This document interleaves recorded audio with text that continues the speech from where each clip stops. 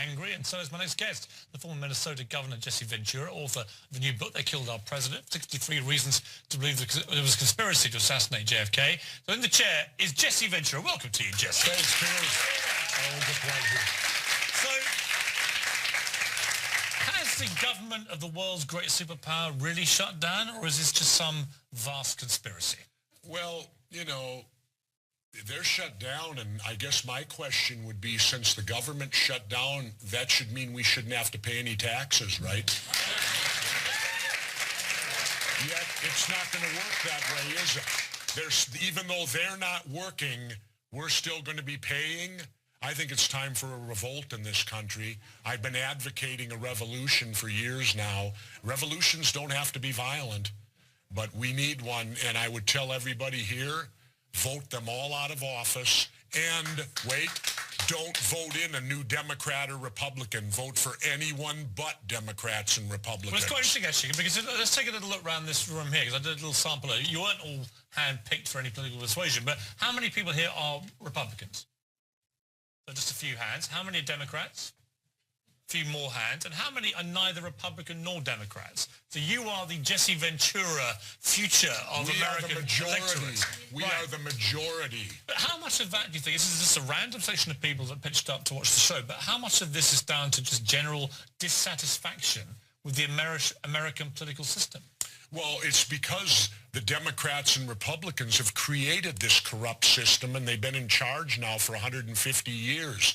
They've created a system that's based completely on the concept of bribery.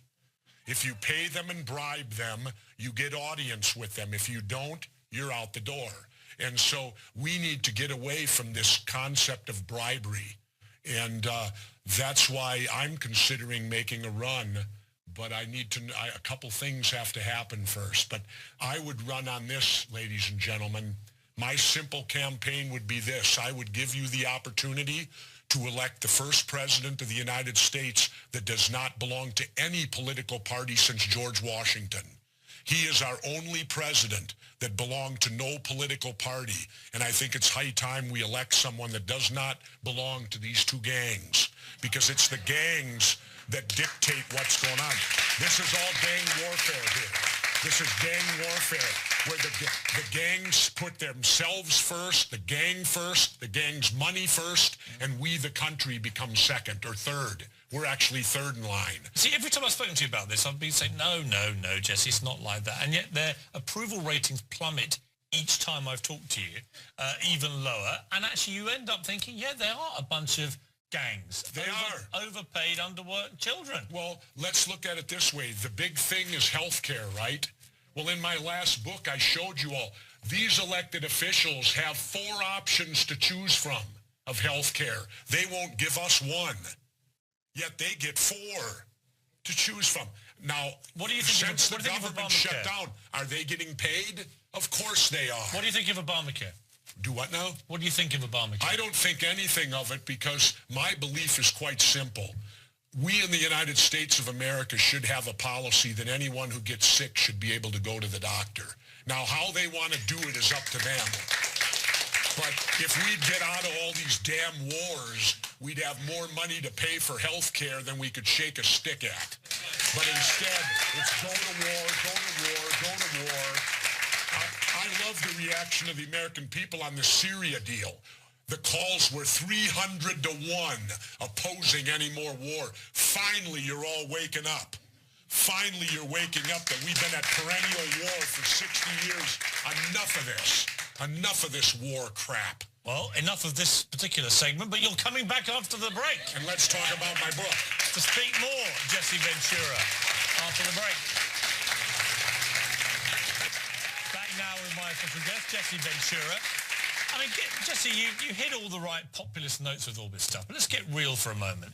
Is it feasible in our lifetime that you could have a candidate running for president who was successful, who was not a member of the Republican or Democratic Party? I did it.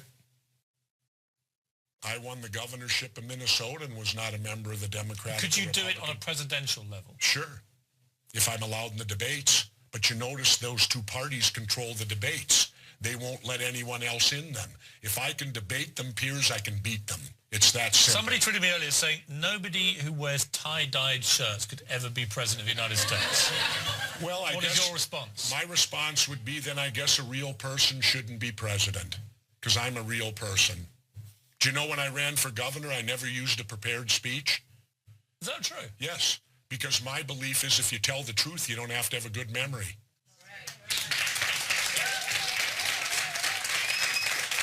You've written a new book. It's called They Killed Our President, 63 Reasons to Believe There Was a Conspiracy to Assassinate JFK. Not new that there may have been a conspiracy to assassinate him. What is new about your book? Well, what's new about our book is there's always new information coming out. There's always more and more. That's what makes it so intriguing to study it. That's what, to me, makes studying the Kennedy assassination more interesting than, say, reading a Vince Flynn book or a Tom Clancy book. Those are all fiction. This really happened. So who killed Kennedy, do you think? You can't answer that question because it's been 50 years and there's no way to say specifically who. Well, I can answer it. I can tell you this. I can tell you this. It wasn't Lee Harvey Oswald. Well, I think it was. And in fact, I interviewed a guy called Clint Hill, who was the bodyguard. If you see the footage of the cavalcade and the bullets coming, he's the guy that jumps on the back. Yep. He was Jackie Kennedy's bodyguard. Jumped on and she. Why weren't Secret Service on the bumper that day? They were removed. You can go on internet. That's and not see what he told me. They were removed from the bumper. That's and the Secret Service guy turns to his Jesse, boss here's and my goes, point. "What?" Jesse, here's my point. And they took him off the bumper. Why did they change the way that? For Dallas only, the way the motorcycles were lined up. They put 4 of them way in front and the others all behind. They didn't go in the standard wedge, which was used in the 2 previous days before. But in Dallas, that changed. They got him out of the way to give a clear shooting lane. Let me finish my point. Clint Hill, who was there and was on the back of that limo, he wasn't on the back of it. He jumped on the back of it. Yeah, from a car way behind, and it took him how long to get there. But he believed Lee Harvey Oswald acted alone. Now, why do you know more than he does? Well, because of the fact there's a whole lot of information. It's so obvious when you read this book. I'll let you people be the judge. Read the book. It's so obvious.